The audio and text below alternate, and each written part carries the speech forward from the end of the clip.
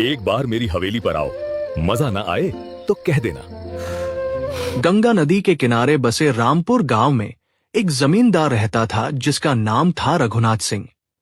रघुनाथ का शरीर भैंसे जैसा मोटा था, पेट इतना बड़ा कि चलते समय हिलता था और आंखें छोटी छोटी लेकिन बहुत तेज। उसकी मूंछें इतनी लंबी थीं कि वह उन्हें कानों तक घुमाकर रखता था। देखने में तो वो हंसी का पात्र लगता था, लेकिन उसका दिल पत्थर से भी सख्त था। रघुनाथ के पास गांव की आधी से ज्यादा जमीन थी। वो हर किसान से इतना लगान वसूलता कि बेचारे किसानों के पास खाने को भी मुश्किल से बचता। अगर कोई लगान नहीं दे पाता तो रघुनाथ उसकी जमीन छीन लेता और किसान को अपना गुलाम बना लेता। रघुनाथ के महल में हर रोज नाच गाना होता था। वो दिन भर शराब पीता, मांस खाता और रात को अपनी रखैलों के साथ मौज मस्ती करता। गांव के लोग उससे इतना डरते थे कि कोई उसके सामने मुंह तक नहीं खोलता था। एक दिन रघुनाथ अपने घोड़े पर सवार होकर गांव में घूम रहा था। तभी उसकी नजर एक लड़की पर पड़ी जो कुएं से पानी भर रही थी। लड़की का नाम मीरा था। मीरा की उम्र 18 साल थी। उसका चेहरा चांद जैसा गोल और चमकदार था। आंखें हिरनी जैसी बड़ी बड़ी और बाल इतने लंबे कि कमर से नीचे तक आते थे। उसने साधारण सी मैली साड़ी पहनी हुई थी, लेकिन फिर भी वो किसी राजकुमारी से कम नहीं लग रही थी। रघुनाथ ने घोड़े को रोका और मीरा को घूरने लगा।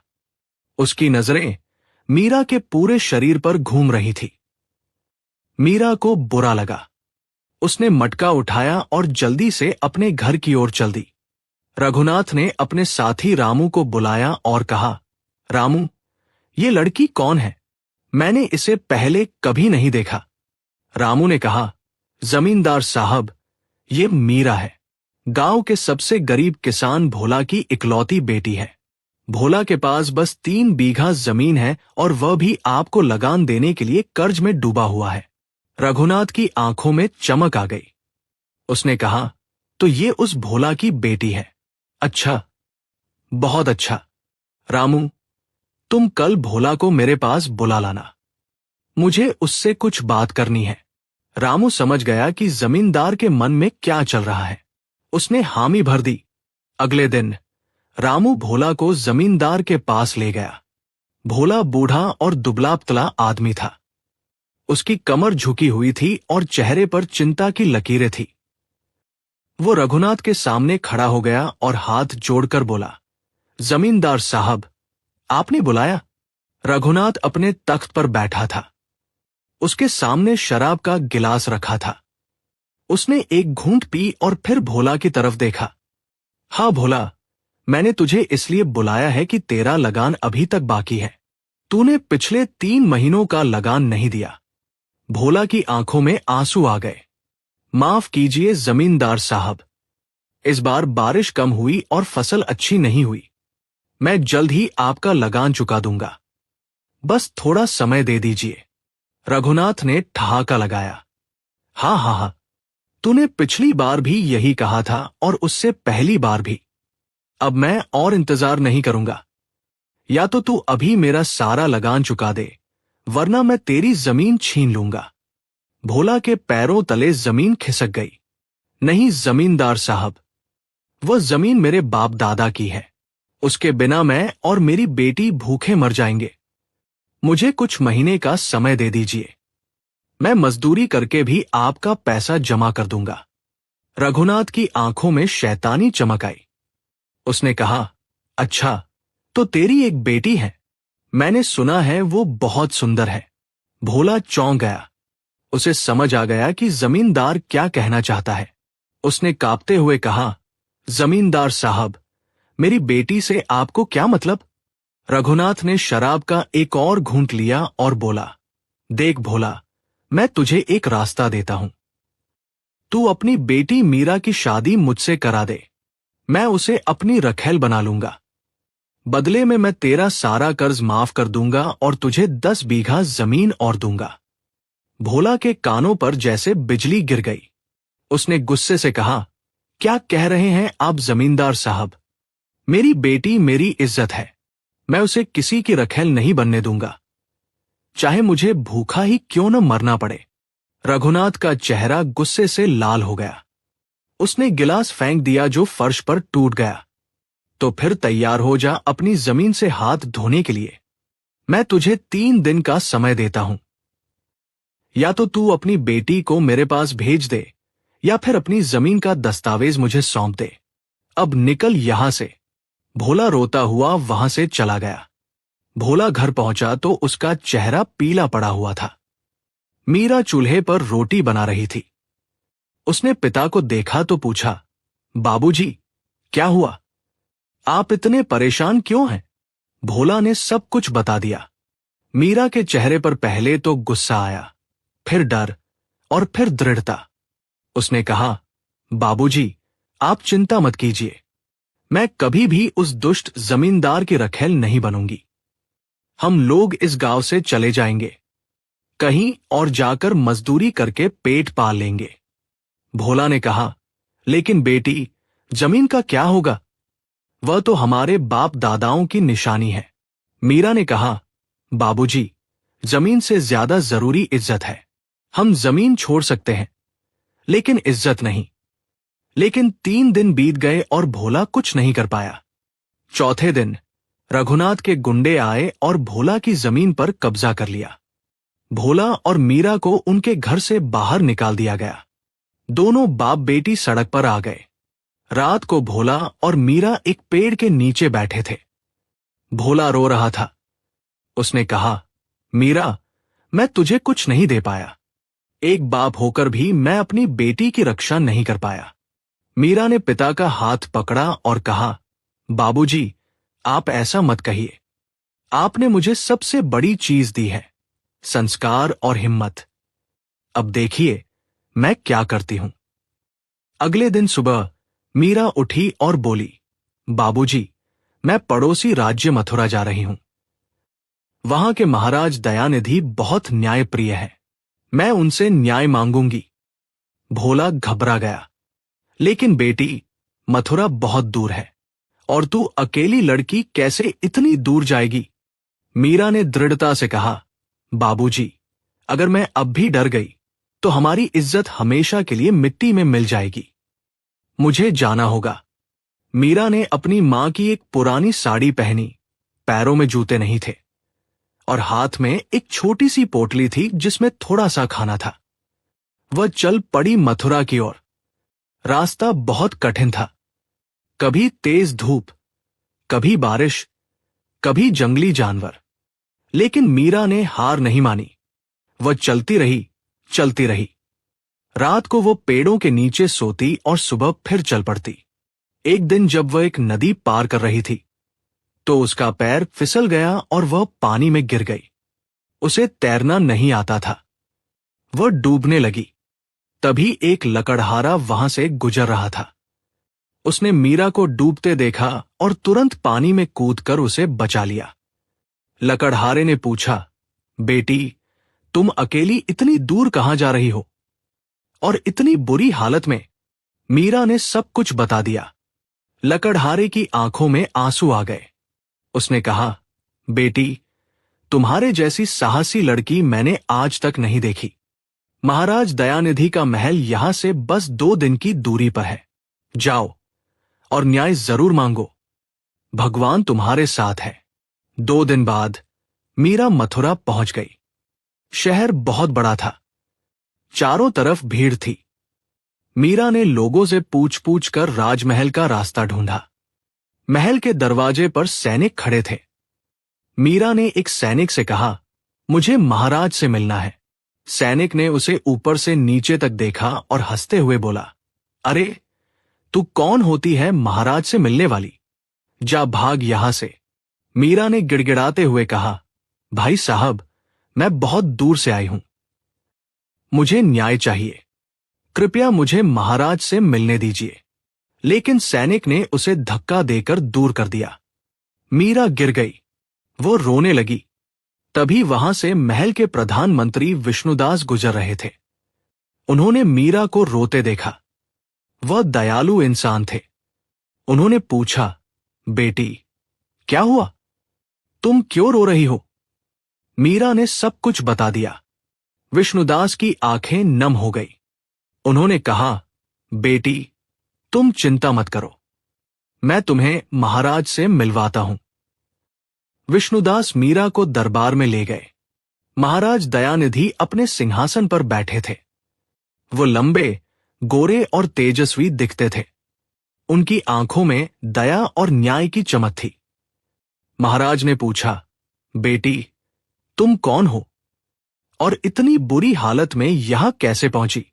मीरा ने पूरी कहानी सुनाई।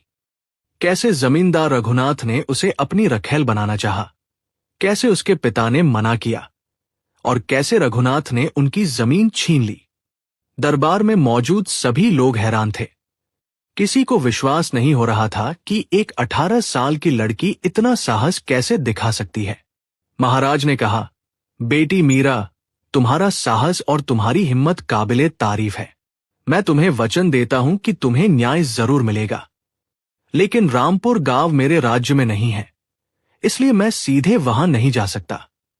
मुझे गुप्त तरीके से जांच करनी होगी। महाराज ने अपने सबसे भरोसेमंद जासूस शंकर को बुलाया। शंकर चालाक और तेज तर्रार था। महाराज ने उसे आदेश दिया, शंकर, तुम रामपुर गांव जाओ और जमींदार रघुनाथ के सारे अपराधों की जांच करो।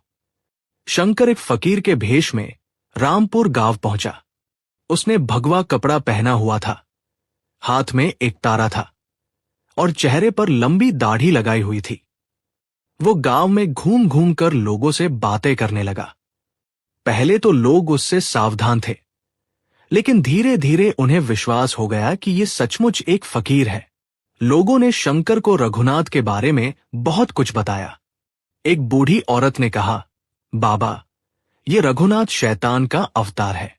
उसने मेरे बेटे को इतना मारा कि वो अपाहिज हो गया, सिर्फ इसलिए कि मेरा बेटा लगान 1 महीने देर से दे रहा था। एक और किसान ने कहा, बाबा, रघुनाथ ने मेरी बहन को भगा ले गया था। जब मैंने विरोध किया तो उसने मुझे इतना पीटा कि मैं महीनों बिस्तर पर पड़ा रहा। शंकर को पता चला कि रघुनाथ ने गांव की कम से कम 20 औरतों को अपनी रखैल बनाया है। जो भी विरोध करता उसे या तो मार दिया जाता या फिर गांव से निकाल दिया जाता। शंकर ने यह भी पता लगाया कि रघुनाथ ने पड़ोसी राज्य के साथ मिलकर अपने ही राजा से गद्दारी की योजना बनाई है। वो अपने राजा को गद्दी से हटाकर खुद जमीन का राजा बनना चाहता था। शंकर ने सारी जानकारी इकट्ठी की और वापस मथुरा आ गया। उसने महाराज को सब कुछ बता दिया। महाराज दयानिधि बहुत गुस्से में आ गए। उन्होंने कहा, यह रघुनाथ सिर्फ एक अत्याचारी ही नहीं, बल्कि गद्दार भी है। मुझे ऐसे लोगों से सख्त नफरत है। महाराज ने तुरंत अपनी सेना तैयार करने का आदेश दिया। उन्होंने रामपुर के राजा को भी पत्र भेजा और सारी बात बताई। रामपुर के राजा को भी अपने जमींदार की गद्दारी का पता चल गया। उन्होंने महाराज दयानिधि को रघुनाथ को पकड़ने की अनुमति दे दी। महाराज दयानिधि अपनी सेना लेकर रामपुर गांव पहुंचे।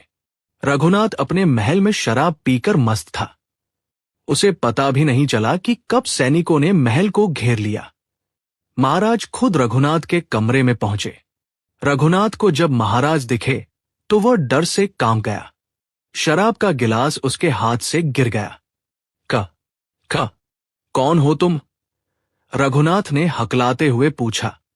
महाराज ने गरजते हुए कहा, मैं मथुरा का महाराज दयानिधि हूं और मैं तुम्हें तुम्हारे पापों की सजा देने आया हूं।